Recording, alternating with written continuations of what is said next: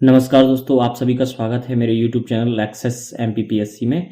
और इसमें आज इस वीडियो सेशन के अंतर्गत हम क्या देखेंगे कि जीव विज्ञान में जो हम साइंस पढ़ रहे हैं, साइंस में अभी हम जीव विज्ञान पढ़ रहे हैं, बायोलॉजी में आज हम पहली बार हमने सेल्स वगैरह देख लिए हैं। सेल्स और सेल्स से रिलेटेड चीज़ें जैसे न्यूक्लियस, ऑर्गेनल्स, सेल डिवीज़न, सारी चीज़ें हो गई हैं। इनकी मैं प्लेलिस्ट ऊपर डाल दूंगा यहाँ पे। और उसके आगे अब देखो, सबसे पहले क्या होता है, किसी भी जीवधारी को, जिन्हें हम लिविंग ऑर्गेनिज्म बोल रहे हैं, उनकी सबसे आधारभूत इकाई थी कोशिका।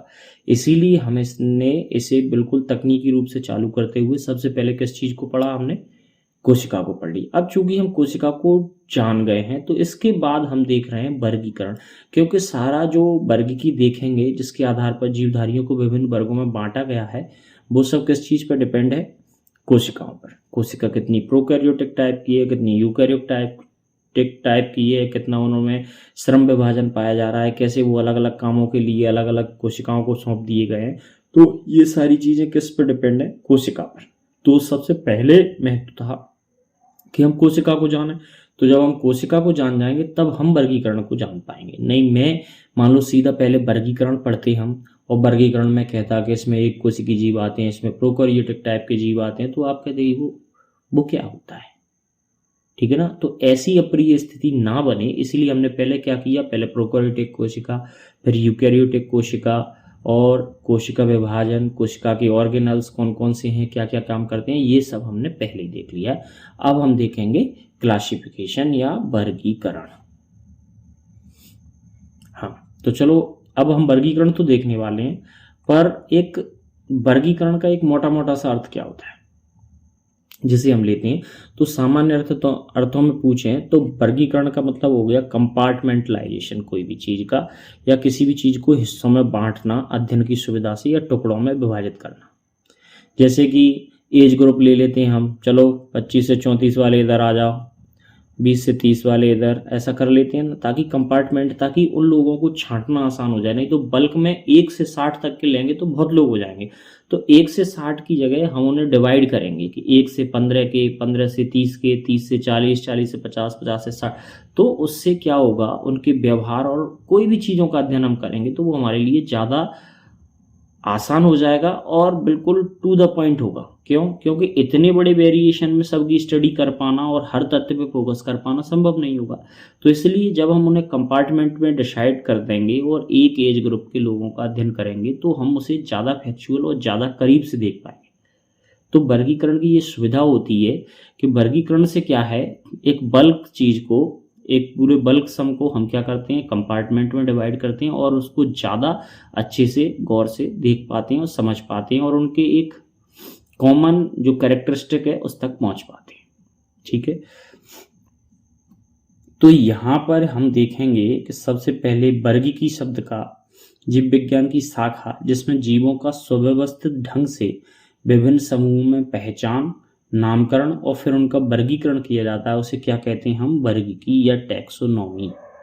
ठीक है, वर्गीकी या टैक्सोनॉमी कहते हैं। इस वर्गीकी शब्द का सर्वप्रथम किसने इस्तेमाल किया था, तो वो थे श्री डी कैंडेलो ने सबसे पहले वर्गीकी शब्द का इस्तेमाल किया, सिर्फ शब्द का इस्तेमाल किया। हमें पता है जीव विज्ञान विज्ञान की एक शाखा है और जीव विज्ञान के जनक किन्हें कहा जाता है, अरस्तु, क्योंकि अरस्तु ने उसके लिए जो प्रयास किए वो सर्वकालिक रूप से महान हैं, तो इसीलिए उन्हें क्या कहा जाता है, फादर ऑफ बायोलॉजी। लेकिन ये जो बायोलॉजी शब्द है उसे किसने इस्तेमाल किया सबसे पहले जीव विज्ञान के लिए, तो वो थे लेमार्क और ट्रेवेरिनस। ये हम अपनी पहली वीडियो में देख चुके हैं। ठीक है, अब जो जीव विज्ञान है, जिसे हम अभी तक जीव विज्ञान और फादर ऑफ बायोलॉजी अरस्तु को बोल रहे हैं, उस जीव विज्ञान के भी 2 हिस्से कर लेंगे। कौन कौन से, जूलॉजी और बॉटनी, मतलब प्राणी शास्त्र और वनस्पति शास्त्र। ठीक है, तो वनस्पति शास्त्र में क्या हुआ, थियोफ्रेस्टस ने नामक एक वनस्पति शास्त्र थे, उन्होंने अपनी पुस्तक लिखी हिस्टोरिया प्लांटेरम। कौन सी पुस्तक, हिस्टोरिया प्लांटेरम। इसमें उसने सर्वप्रथम 500 किस्म के पौधों का वर्णन किया, उनका वर्गीकरण करने की कोशिश की और उन्हें वनस्पति, इसीलिए उन्हें क्या कहा जाता है, वनस्पति विज्ञान का जनक कहा जाता है, क्योंकि उन्होंने सबसे पहले 500 पौधों को लिया, उन्हें डिवाइड किया, अलग अलग उनका अध्ययन करने के बारे में कोशिश की, इसीलिए उसे क्या कहते हैं हम, वनस्पति विज्ञान का जनक थियोफ्रेस्टस। और इससे पहले अरस्तु ने अपनी पुस्तक क्या किया था, हिस्टोरिया एनिमेलिया में इन्होंने लिखी हिस्टोरिया प्लांटेरम, उन्होंने लिखी थी हिस्टोरिया एनिमेलिया। किसने, अरस्तु ने। उसमें 500 जंतुओं को का वर्णन करने की कोशिश की। तो इस तरह क्या हो गया, जंतु विज्ञान के जनक कौन हो गए, अरस्तु, जूलॉजी के।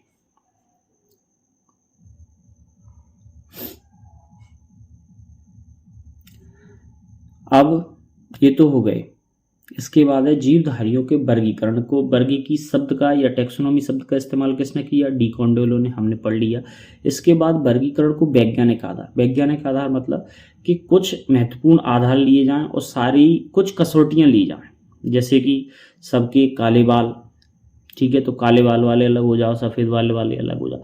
तो ऐसे वैज्ञानिक कसौटियां ली गई कुछ, कि जिनकी हाइट इतनी है वो अलग हो जाओ। तो जो फिक्स कसौटियों पे जो खरे उतरेंगे उन्हें हम एक कंपार्टमेंट में रखेंगे। इस प्रकार से सबसे पहले वर्गीकरण को वैज्ञानिक आधार प्रदान किया किसने, जॉन रे ने, ठीक है। अब जॉन रे ने कुछ विभिन्न आधारों पर, कसौटियों पर उन्हें कसा होगा, लेकिन वो उतना बैलेंस्ड नहीं था। लेकिन देखो, महत्वपूर्ण ये नहीं होता कि तुमने गिनती कहाँ तक लिखी, महत्वपूर्ण थे 0 से लेकर 9 तक के अंक ईजाद करना, क्योंकि बाकी सारी गिनती तो एक के पीछे एक लगा के 11 हो गए ना, 1 2 12 हो गए, 1 3 13 हो गए। सारी गिनती लिखना बहुत सरल हो गया जब लोग 0 से 9 तक की गिनती हम खोज पाए। तो उसी तरह शुरुआती दौर कठिन होता है जब किसी चीज़ को चालू करते हैं, तो बस यहाँ भी ऐसा ही था। सबसे पहले जीवधारियों का, सबसे पहले अरस्तु जी ने एनिमल्स के 500 एनिमल्स को एक जगह इकट्ठा किया, क्योंकि पहले लोग सोच ही नहीं रहे थे कि हमें ऐसा भी कुछ करना चाहिए, लेकिन उन्होंने पहली बार सोचा और उन्होंने 500 जीवधारियों के गुण दोषों का विवरण दिया, एक किताब बनाई कि ये ऐसी 500 प्रजातियां होती हैं अपने पास, उनके ये गुण हैं, ये चीज़ें हैं। तो फिर उनसे मोटिवेट होकर किसने, क्या उन्होंने, थियोफ्रेस्टस ने 500 पेड़ों को इकट्ठा कर लिया कि हम ये पेड़ों को कर लेते हैं, ठीक है। तो जब ये सब चल रहा है, लेकिन इनमें क्या कर रहे थे, वो सिर्फ डिस्क्रिप्शन कर रहे थे। जॉन रे ने क्या किया कि उन्हें थोड़ा सा तकनीकी रूप से एक साथ रखने का प्रयास किया कि इनमें ये चीज़ कॉमन है, इनको कॉमन वालों को एक साथ रख रहा हूँ मैं। तो उन्होंने उसे थोड़ा तकनीकी रूप से वर्गीकरण करने की कोशिश की किसने, जॉन रे ने। लेकिन वो उतना बैलेंस्ड नहीं था, बस उन्होंने हाइपोथेटिकली उसे सही करने की कोशिश की। इसके बाद क्या हुआ, सबसे पहला जो दिया जीवधारियों के आधुनिक वर्गीकरण में, जो हम मॉडर्न क्लासिफिकेशन देखते हैं, तो सबसे प्रमुख योगदान है उसके लिए किसका, कैरोलस लीनियस का। इन्होंने अपनी पुस्तक थी सिस्टेमा नेचुरी, उसमें संपूर्ण जीवधारियों को 2 जगत, 2 किंगडम, कौन से 2 किंगडम इनके कौन से थे, एक तो प्लांटी, जिसमें प्लांटी और एक था एनिमल, एक में जंतु और एक में पादप। कैरोलस लीनियस ने ज़्यादा समस्या नहीं उठाई, उन्होंने सीधा 2 भागों में विभाजित किया कि ये पेड़ पौधे हैं, ये जंतु हैं, हटाओ। इसे बोलते हैं द्विजगत वर्गीकरण।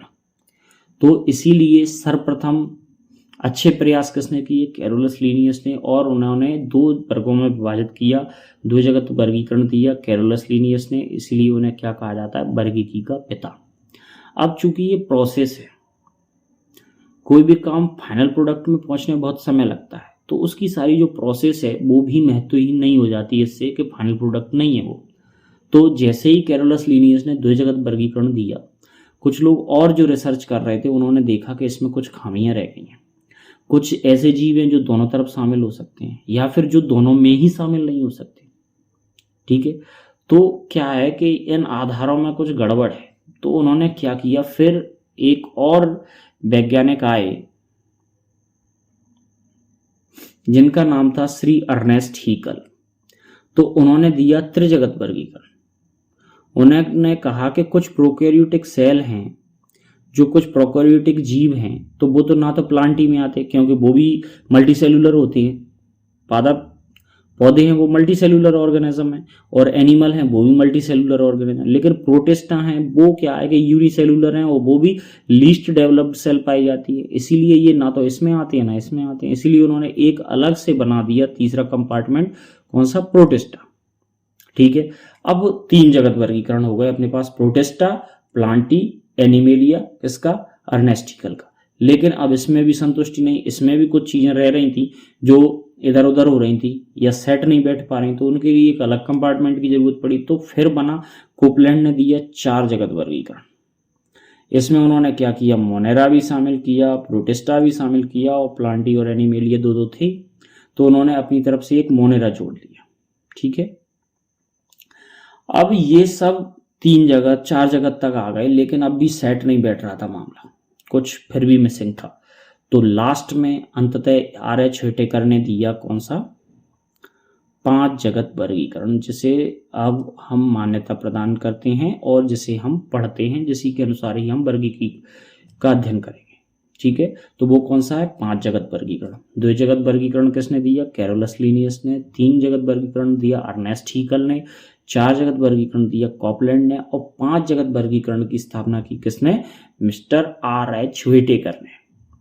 ठीक, और इसमें कौन कौन से हो गए, ये ऊपर चल रहे थे वो तो रहेंगे ही, मोनेरा है ही, प्रोटिस्टा है ही, प्लांटी है ही, जिसे हम पादप कह रहे हैं। ठीक है, इसने एक और जोड़ा कवक और एनिमेलिया, ये तो है ही, इन्होंने कवक और ऐड किया, क्योंकि कवक को सब लोग क्या कर रहे थे, प्लांटी में डालते जा रहे थे, जबकि प्लांटों के पास तो क्या होता है, फोटोसिंथेसिस की पावर होती है, उनमें क्लोरोप्लास्ट होता है, जिससे वो क्या करते हैं, प्रकाश संश्लेषण कर पाते हैं और भोजन का निर्माण कर पाते हैं। जबकि कवक पूरी तरीके से क्या है, डिपेंडेंट होते हैं, उनके पास प्रकाश संश्लेषण जैसी कोई व्यवस्था नहीं होती, तो वो क्या करते हैं, दूसरों से या तो मृतोपजीवी होते हैं या दूसरों पर आश्रित रहकर शौककारिता में जीवन व्यतीत हैं, लेकिन उनके पास खुद से खाना बनाने की कोई व्यवस्था नहीं होती, इसीलिए उनके लिए एक अलग वर्ग बना दिया गया, कवक।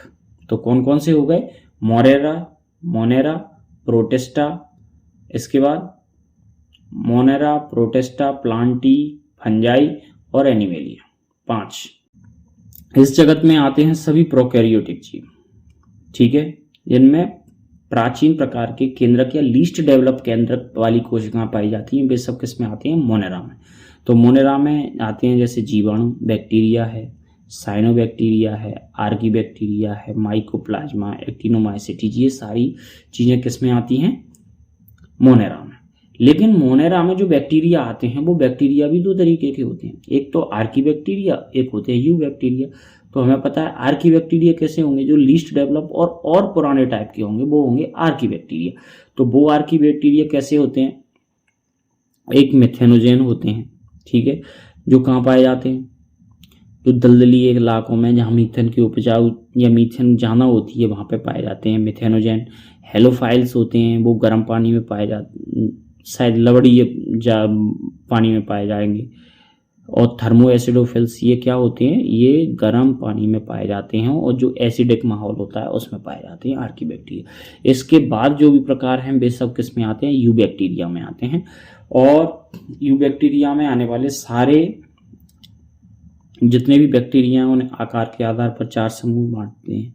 कौन से, जो गोलाकार होते हैं इस तरीके के, उन्हें बोलते हैं कोकस। कुछ छड़ाकार होते हैं ऐसे रॉड शेप्ड, तो उन्हें क्या बोलते हैं, हम बेसिलस बोलते हैं। ऐसे छड़ जैसे होते हैं तो उन्हें बोलते हैं बेसिलस बोलते हैं। कोमा आकार के होते हैं कुछ इस तरीके के, कोमा आकार के, तो उन्हें विब्रियम बोला जाता है। और जो स्पाइरल टाइप के होते हैं,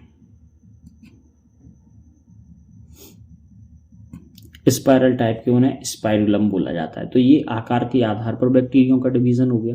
इसके अलावा क्या होता है, जो बैक्टीरिया की बॉडी होती है उस पर पाए जाते हैं फ्लैजिला, जो क्या है, लोकोमोशन में सहयोग करता है, फ्लैजिला। तो वो उस फ्लैजिला के आधार पर भी इन्हें बांटा जाता है। एक होते हैं एट्राइकस, जिनमें फ्लैजिला नहीं होता, ए का मतलब है नहीं, अनुपस्थित। इसके बाद है मोनोट्राइकस, जिनमें केवल एक फ्लैजिला होता है।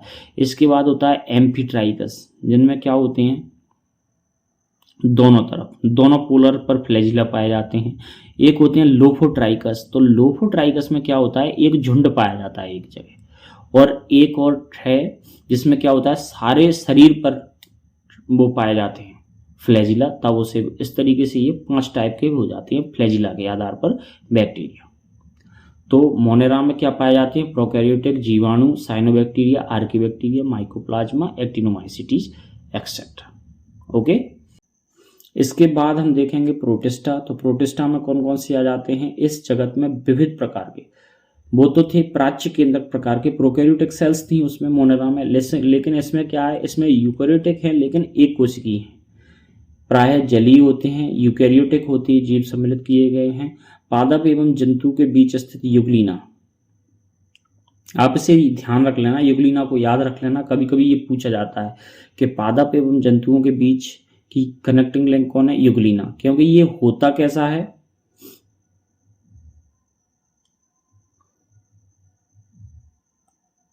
कुछ ऐसा होता है। और इसमें क्या पाया जाता है, इसमें केंद्रक पाया जाता है, और ये इसमें गमन के लिए फ्लैजिलम वगैरह पाए जाते हैं, सारी चीज़ें होती हैं। लेकिन इसमें क्या है, क्लोरोप्लास्ट पाया जाता है, तो ये खुद से क्या है, प्रकाश संश्लेषी होता है।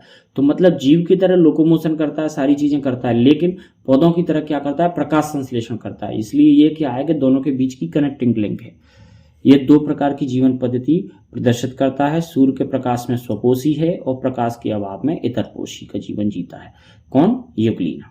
तो इस तरीके से मोनेरा में कौन से हो गए, प्रोकैरियोटिक जीव और एक कोशिकी। इसके बाद आते हैं प्रोटिस्टा में। तो प्रोटिस्टा में क्या है, एक कोशिकी तो है लेकिन इनकी कोशिका कैसी है, यूकैरियोटिक टाइप की है, और ये अधिकतर कैसे होते हैं, जलीय जीव सम्मिलित होते हैं। ये हो गया प्रोटिस्टा। अब प्लांटी, तो ये तो मल्टीसेल्युलर होंगे। इस जगत में प्राय वे सभी रंगीन बहुकोशिकीय प्रकाश संश्लेषी उत्पादक जीव सम्मिलित हैं, जैसे शैवाल है, मॉस है, पुष्पीय बीजीय पौधे इसी जगत के हैं। ठीक है, तो ये कैसे हो गए, मल्टीसेल्युलर हो गए, प्रकाश संश्लेषी हो गए, प्रोडक्टिव हो गए।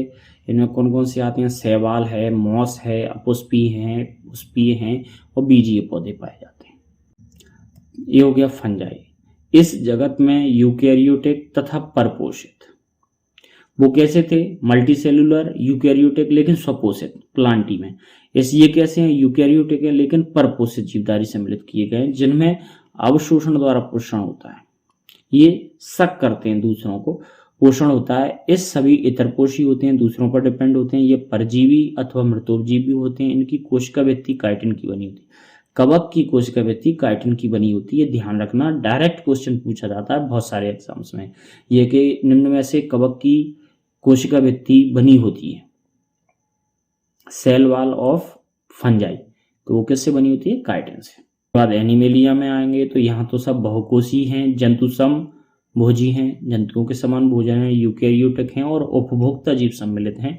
इनको क्या कहा जाता है, होलोजोइक होता है जंतु समभोजी, होलोजोइक, और मेटाजोआ भी कहते हैं, जैसे हाइड्रा है, जेलीफिश है, कृमि हैं, सरीसृप हैं, उभयचर हैं, पक्षी हैं, स्तनधारी जीव इसी जगत के। ये तो हो गया हमारा वर्गीकरण, 5 जगत वर्गीकरण जो किसने दिया, आर है छोटेकर ने। ठीक है, इसके बाद वर्गीकरण हो गया, लेकिन वर्गीकरण के बाद चूंकि जो भी प्रजातियां खोजी जा रही थी उनके नाम भी रखने थे, तो इसके लिए दी गई जीवों के नामकरण की द्विनाम पद्धति, और इस द्विनाम पद्धति को इन्वेंट किया था कैरोलस लिनियस ने।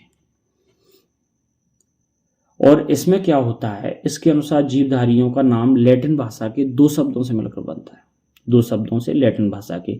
इसमें से पहला होता है उसके वंश का या जीनस का नाम, जेनेरिक नेम, दूसरा होता है जाति का या स्पीसीज का नाम।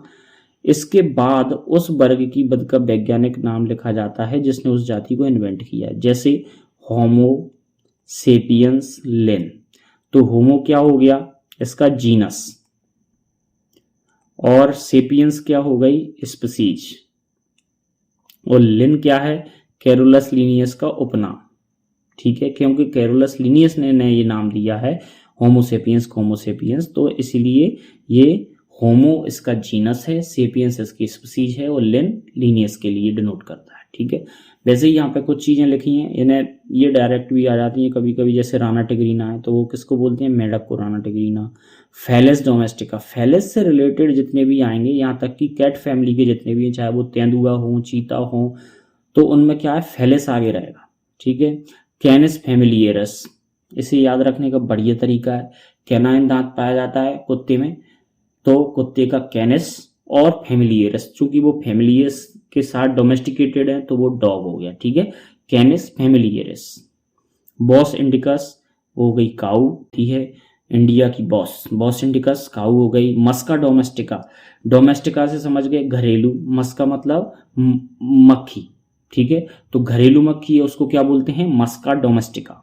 मैगीफेरा इंडिका आम, याद रखना मैगीफेरा इंडिका आम के लिए। ओराइजा सटाइवा बोलते हैं चावल को, ठीक है। ट्रिटिकम एस्टाइवम होते हैं गेहूं को, ट्रिटिकम एस्टाइवम। पाइसम सटाइवम शायद ये मटर है, मैं रिकॉल नहीं कर पा रहा हूँ। ब्रेशिका कंपेस्ट्रिस बोलते हैं किसको, मस्टर्ड को। और सिकर एरिएटिनम ये होता है चना, ठीक है। इस तरीके से ये कुछ महत्वपूर्ण नाम मैंने यहाँ लिख दिए, इन्हें याद रखना, ठीक है। और इसी के साथ हमारा ये वर्गीकरण का चैप्टर समाप्त हो रहा है। अब हम नेक्स्ट सेशन में मिलेंगे, तब देखेंगे इसी को जो मोनेरा में है, जैसे जीवाणु वगैरह है, तो जीवाणु वगैरह का डिटेल्ड अध्ययन हम चालू करेंगे आगे की तरफ, ठीक है। मिलते हैं नेक्स्ट वीडियो में, तब तक के लिए बाय बाय।